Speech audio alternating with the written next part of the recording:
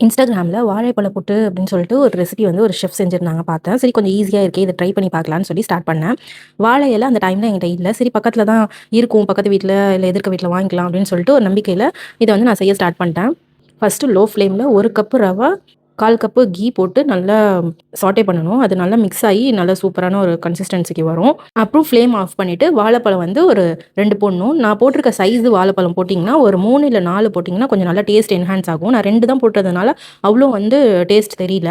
நல்ல பெரிய வாழைப்பழமா இருக்குதுன்னா, அது வந்து 2 போட்டா நல்லாயிருக்கும். 1/4 கப் ப்ரவுன் சுகர், 1/2 கப் வந்து தேங்காய். தேங்காய் வந்து நீங்க அட்ஜஸ்ட் பண்ணிக்கலாம். உங்களுக்கு எவ்வளோ கம்மியா வேணுமோ, இல்ல ஜாஸ்தியா வேணுமோ அந்த மாரி.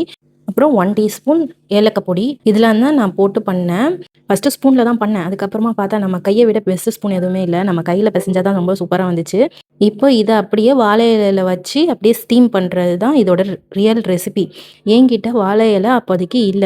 அவங்க கேட்குறவங்களுக்கு ஃபோன் பண்ணா அவங்களும் எடுக்கல. அதனால என்ன பண்ணேன், சரி இத ஒரு கொழுக்கட்டை ஸ்டஃபிங் மாரி வச்சு செஞ்சிரலாம் அப்படின்னு சொல்லிட்டு அரிசி மாவுலாம் ப்ரிப்பேர் பண்ணி வச்சுட்டேன். அது வந்து ஃபர்ஸ்ட்டு அந்த மோல்டுல வச்சு பார்த்தேன். இது நான் கல்யாணம் பண்ணப்போ வாங்குனது. 11 வருஷமா ஆச்சு. இதில இன்னும் எனக்கு எப்படி செய்யணும்னு எனக்கு தெரியல. அப்புறம் ஒரு ரவுண்டு செஞ்சு அதுக்குள்ள வச்சு எப்படியோ இந்த மாரி ஒரு ரவுண்ட் பண்ணி வச்சுட்டேன். ஒரு பேட்ச் வந்து ஸ்டீம் பண்ணி இந்த கொழுக்கட்டைய எடுத்ததுக்கு அப்புறமா இன்னொரு பேட்ச் வச்சுட்டு போய் கால் பண்ணி பார்ப்போம்ன்னு போனேனா, அது இன்னொரு பேட்ச் வச்சத அப்படியே மறந்தே போயிட்டேன்.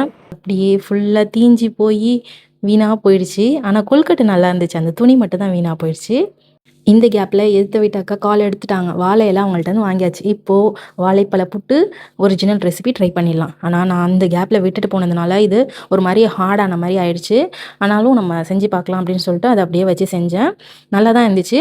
ரொம்ப டேஸ்ட்டாவும் இருந்துச்சு. ஆனா வாழைப்பழம் வந்து கொஞ்சம் நெறைய போட்டிருந்தா அதோட டேஸ்ட் இன்னும் கொஞ்சம் என்ஹான்ஸ் ஆயி தெரிஞ்சிருந்திருக்கும். அத அப்படியே ஸ்டீம் பண்ணி எடுத்தோனே ரொம்ப சூப்பரா இருந்துச்சு. என் பசங்க கொழுக்கட்டையும் காலி பண்ணிட்டாங்க. இதையும் காலி பண்ணிட்டாங்க. ரொம்ப டேஸ்ட்டா இருந்துச்சுன்னு சொன்னாங்க.